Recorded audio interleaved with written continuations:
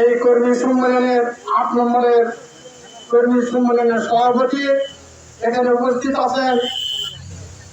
সুচেতর থানা নেতৃবৃন্দ এখানে উপস্থিত আছেন। আমার ইউনিয়ন বিএনপির সকল স্তরের নেতা কর্মী ভাইরা, আমার মঞ্চে উপস্থিত নেতা কর্মী ভাইরা ও ভোটাররা, আসসালামু আলাইকুম।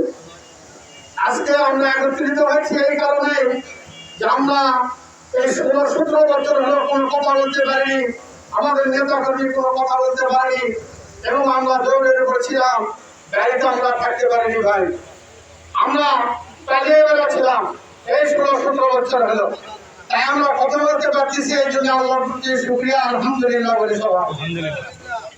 আর সবচেয়ে বড় কথা হচ্ছে যেখানে বিভ্রান্ত করা হচ্ছে, এই যে কুমতি একটা, বিএনপি দল একটা, কুমতি একটা, আর এখানে কিছু গরুপি আছে আমাদের ইউনিয়নে, তারা একবার ওই আওয়ামী লীগের মিটিং মিছিল করে ভোটো করে আবার বিএনপি আছে, ভাই না বিএনপিও, এদেরকে আপনারা প্রত্যাখ্যান করবেন।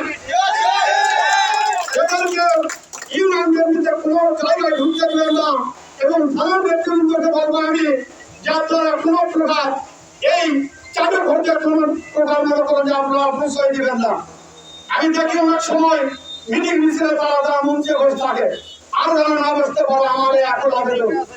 আর সামনে জাতীয় নির্বাচন, এই নির্বাচনে আমাদের হামিদুল চৌধুরী হিরু ভাই নির্বাচন প্রার্থী, আপনারা আমার জন্য প্রাণ ফেলে মন ভরে দোয়া করবেন।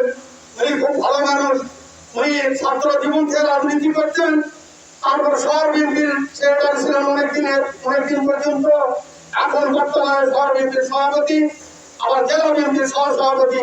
তাই ওনার অনেক পদ, অনেক ক্ষমতা, অনেক কার্যক্রমনা, ওনার কাছে গেলে কোনোদিন আপনাদের ফেলে দেবে না। আমরা দেখছি ওনাকে যে একটু ফোন করা হয় সেখানে টাকির মতো উঠে যায়। এই জন্য আমি যদি হিরুকে আপনারা সামনে নির্বাচন করার জন্য আল্লাহর কাছে দোয়া করবেন। সেই কি আমরা খালেদা জিন্দাবাদ।